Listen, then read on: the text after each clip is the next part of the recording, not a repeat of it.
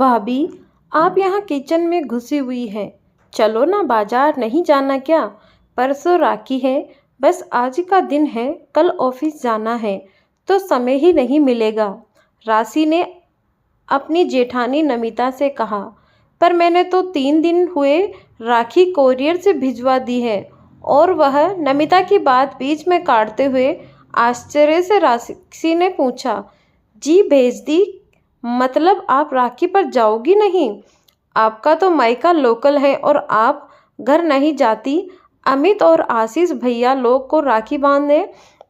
नहीं, मैं 4 साल हो गए राखी और भाई दूज पर अपने मायके नहीं गई। कहते हुए नमिता की आंखें भर आई, जिन्हें छुपाने के लिए वह सिंह की तरफ मुड़ गई।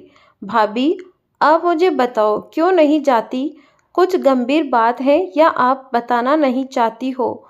मैं आप पर दबाव नहीं डालूंगी, राशि ने पूछा। नहीं नहीं, ऐसी कोई बात नहीं है। मम्मी जी का कहना है कि रितु और अलका आएंगी राखी वाले दिन, तो क्या वह खुद काम करेगी? यहाँ मायके में तो तुम अपनी राखी भेज दिया करो कोरियर से। मैंने शुरू में कहा भी कि मैं रात को जाकर भाई लोग को राखी बांधकर सुबह सुबह आ जाऊंगी, तो वह तब भी नहीं मानी। अब अमित, तुम्हारे भाई साहब ने तो मुंह खोलना ही नहीं है, तो क्या करती? या तो क्लेश करती या फिर चुप रहती। तो मैंने चुप रहना बेहतर समझा। अब नमिता का जैसे बांध टूट गया और वह बिलक पड़ी। राशि के मुंह से बोल न फूटा, पर इतना तो समझ गई, यही स्थिति अब कल फिर से रिपीट होने वाली है। अभी राशि सोच ही रही थी कि नमिता की आवाज़ आई, मेरे मायके में तो भाई दूज भी मनाया जाता है, पर यहाँ तो ये रीत भी नहीं है। तो मेरा भाई दूज भी बंद करा दिया कि हमारे यहाँ यह रिवाज नहीं है, तो तुम्हें अब इस घर के हिसाब से चलना है। यानी मैं अब अपने भाइयों का तिलक भी नहीं कर सकती। लेकिन अलका हर भाई दूज पर यहाँ आती है। उसने अपने ससुराल में कहा है कि हम तो भाई दूज मनाते हैं। मज़े की बात तो यह है कि उसके ससुराल में भी भाई दूज नहीं मनाया जाता, लेकिन वह झूठ बोलकर सारा दिन यहाँ बिता जाती है। बेटियों का तो मायका है, पर बहू का? कहते हुए नमिता फिर से रोने लगी। राशि ने जेठानी को चुप कराया। राशि की शादी विवेक से 10 महीने पहले हुई थी, तो जाहिर है कि उत्साह भी कुछ ज़्यादा ही था। नमिता की शादी हुए 4 साल हो गए। उनकी 1.5 वर्ष की बिटिया भी थी। दोनों बहुएं कामकाजी थी। आपस में दोनों समझदारी व प्यार से चलती थी।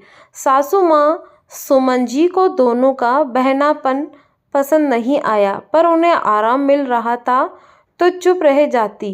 नमिता बड़ी बहू पर उनका पूरा कंट्रोल था। नमिता का पति अमित माँ के आगे जुबान नहीं खोलता था। नमिता ने शुरू में 1-2 बार कहा भी कि अमित का रवैया ठीक नहीं है।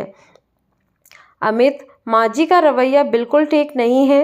रितु और अलका भी आग में घी डालने का काम करती हैं, पर अमित सिर्फ सुनता था। गलत को भी गलत कहने का साहस उसमें ना था। तो नमिता ने भी कुछ कहना छोड़ दिया। रात को डिनर करते समय राशि ने सासू माँ से कहा, मम्मी जी, परसों राखी है। मैं और भाभी कल आधा दिन की छुट्टी लेकर बाजार चली जाएंगी। राखी, मिठाई और गिफ्ट भी लाना है, तो कल यह काम करते हुए आएंगे। आपको कुछ मंगवाना हो तो बताइए। सुमन जी खाते हुए अपना हाथ रोक लिया। तुमने अपनी राखी अभी तक भेजी नहीं कोरियर से? नमिता ने तुम्हें बताया नहीं? राखी वाले दिन तुम कैसे जा सकती हो? रितु और अलका भी तो आना है। सुमन जी की बात बीच में काटते हुए राशि बोली, हाँ तो आए ना, उन्हें किसने मना किया है? वह अपने मायके, हम अपने मायके। क्यों भाभी? कहते हुए राशि ने नमिता की तरफ देखा। नमिता की सांस ऊपर से नीचे होने लगी। बोली, कुछ नहीं। तो क्या त्योहार वाले दिन दोनों अपने मायके जाकर यहाँ काम करेगी? सुमन जी ने आवाज़ में तेजी लाकर पूछा। क्यों, काम क्यों करेगी? हम सुबह सुबह सब कुछ तैयार करके जाएंगी। बस चपाती बनानी होगी तो वह तो बन ही जाएगी, 8-10 चपाती ही तो डालनी होगी।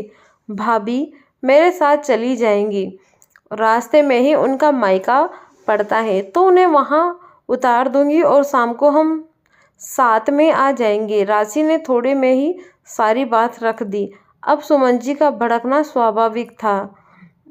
नहीं नमिता ने तुम्हें बताया नहीं राखी पर वह भी मायके नहीं जाती। घर की लड़कियां आएगी तो यहाँ कौन रहेगा। बहू हो तो बहू की तरह रहो। शांति प्रसाद जी ने सुमन जी की पति के से कुछ कहना चाहा तो सुमन जी ने एकदम रोक लिया। वह औरतों का मामला है, आप चुप रहिए। और शांति प्रसाद जी चुप बैठ गए। मम्मी जी बहुएं हैं तो किसी की बेटी और बहन भी है। क्या बहू को अपने भाइयों का सुगुन लगाने का, तिलक करने का कोई हक नहीं। आपकी बेटियां और दूसरों की बेटियां, मैं तो जरूर जाऊंगी और भाभी भी मेरे साथ जाएंगी। उन्हें मैं छोड़ दूंगी। और तभी अमित ने गुस्से में कहा, नमिता नहीं जाएंगी और अगर गई तो मुझसे बुरा कोई नहीं होगा। मम्मी जो कुछ वह कह दिया तो कह दिया, बाकी तुम्हारा तुम जानो। और विवेक एकदम से बोला, सही है भैया, दोनों नहीं जाएंगी। और मम्मी रीतू और अलका दोनों को बोल दो कि वह अपनी अपनी राखियां हमें कोरियर से भेज दे। उनकी भी तो नंदे मायके आएंगी तो क्या त्योहार वाले दिन वह अपने घर में काम करेंगी। बिल्कुल नहीं। सब स्तंभ खड़े विवेक का मुंह देखने लगे। भैया मुझे तो ताज्जुब हो रहा है। आपको मैं अपना आदर्श मानता था, पर पता नहीं कि आपकी कौन सी ऐसी चीज़ होगी। आपको भाभी का कर्तव्य याद है, पर उनका क्या कर्तव्य है यह भूल गए या याद नहीं रखना चाहते। अमित और माँ बहनों को खुश रखने के लिए पिछले 4 सालों से आपने अपनी पत्नी को इस खुशी से दूर कर दिया, क्योंकि आपकी बहनें तो उनके भाई नहीं हैं क्या। और मम्मी आपने बरसों पहले हमारी भुआ जी का आना बंद करवाते पापा ही जाते थे राखी बंधवाने, तब आपने एक बेटी का यहाँ आना बंद किया था और अब बहुओं का जाना बंद करना चाहती हो तो ठीक है, फैसला आप करो। अगर इस घर की बहुएं नहीं जाएंगी तो आपकी बेटियां अब बहुओं का जाना बंद करना चाहती हैं तो ठीक है, ठीक फैसला आप करें। अगर इस घर की बहुएं नहीं जाएगी तो आपकी बेटी भी यहाँ नहीं आएंगी। वह राखी अपने घर मनाएंगी या फिर यह 2 बेटियां भी अपने मायके जाएंगी। और ये कहता हुआ विवेक अपने कमरे से बाहर चला गया और पीछे छोड़ गया गहन स्तंभता।